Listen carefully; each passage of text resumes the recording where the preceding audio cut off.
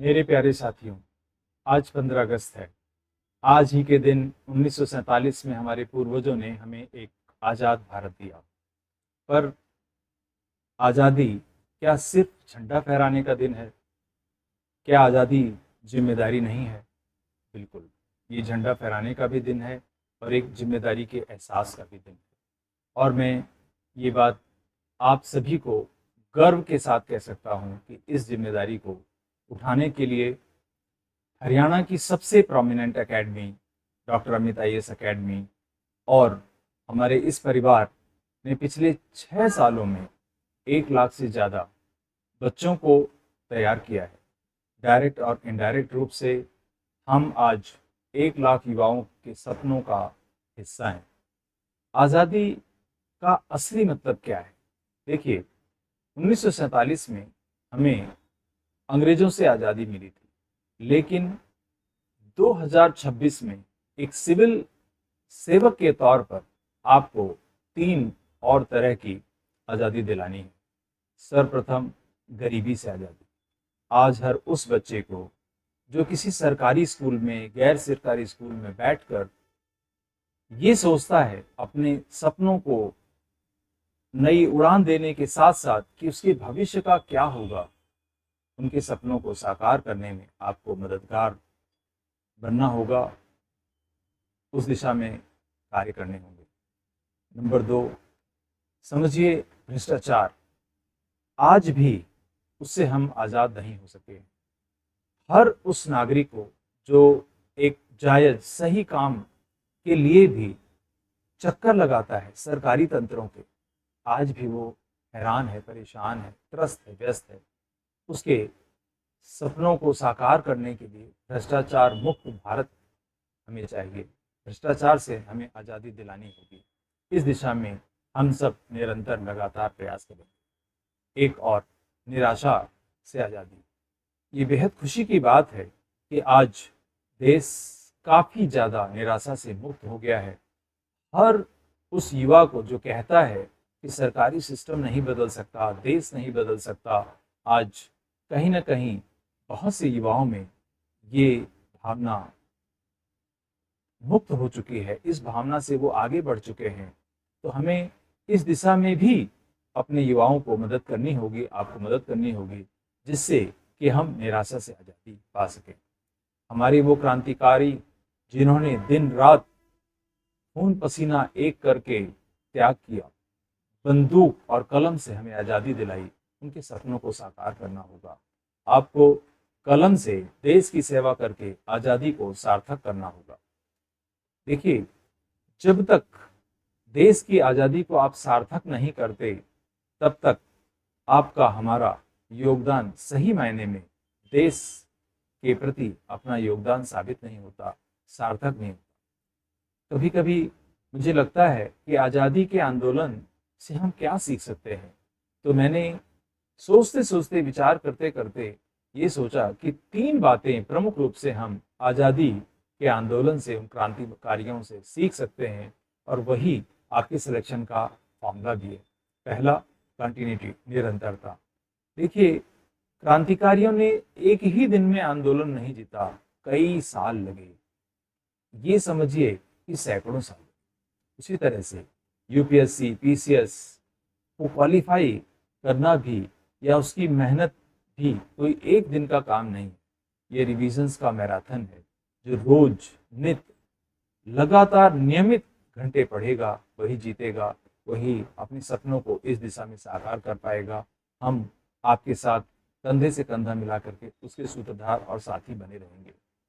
एक और बात जो मुझे ख्याल आती है, जैसे कि क्रांतिकारियों ने अपने त्याग से हम सबको आकर्षित किया, लुभाया।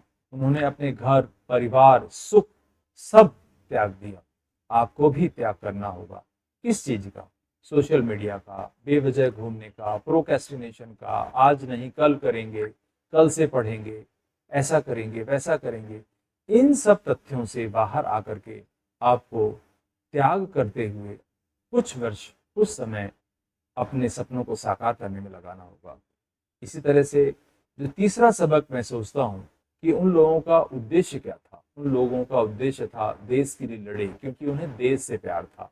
हमें भी देश की सेवा करनी है, इसलिए तैयारी को काफ़ी दिशात्मक और ऊपर रखना है, आसमानी रखना है। आसमान के हर उस पायदान को छूना है जो हमें ऊंचाइयों की ओर ले जाएगा, जो हमें सपनों को साकार करने में मदद करेगा। हमें सिर्फ नौकरी नहीं चाहिए। जिस दिन आपको ये साफ हो जाएगा, आपका क्यों साफ हो जाएगा, ये व्यवस्थाएं आप समझ जाएंगे कि क्यों हमें ये करना है, उस दिन क्या करें और कैसे करें वो अपने आप मिल जाएगा। हम लगातार वहाँ पर आपको मदद करते रहेंगे। हमारी ये देश को, पूरे राज्य को और आप सबको प्रतिबद्धता है। जैसे हमने पिछले 6 वर्षों में बहुत से युवाओं के सपनों को साकार करने के लिए प्रतिबद्धता दिखाई है, उनको IPS, IAS, SCS, SDM, DSP, मतलब good many positions of state and centre, we have help them बनते देखा। यहाँ तक कि आपकी अपनी एकेडमी ने रैंक 1 के सपने को भी साकार करने का प्रयास किया और उसको भी हम अचीव कर पाए। पर क्या हमारा सपना यहीं खत्म हो जाता है? क्या हमारा काम यहीं खत्म हो जाता है? बिल्कुल नहीं, हमारा काम यहाँ नहीं खत्म होता। हमारी एकेडमी का आपसे वादा है, हम आपको सिर्फ गाइडेंस ही नहीं देते, हम आपको वो हर व्यवस्था, वो हर स्ट्रेटेजी देते हैं, समझाते हैं या साथ लेकर चलते हैं जिससे कि आप सफल हों। और हमारी ये भी प्रतिबद्धता है कि जब तक आप सफल ना हों, हम आपके साथ खड़े रहेंगे आपकी इच्छा के अनुरूप। यदि आप सटीक दिशा में प्रयास करते हैं ताकि देश की दिशा और दशा बदल सके, तो उसके लिए हम लगातार आपके साथ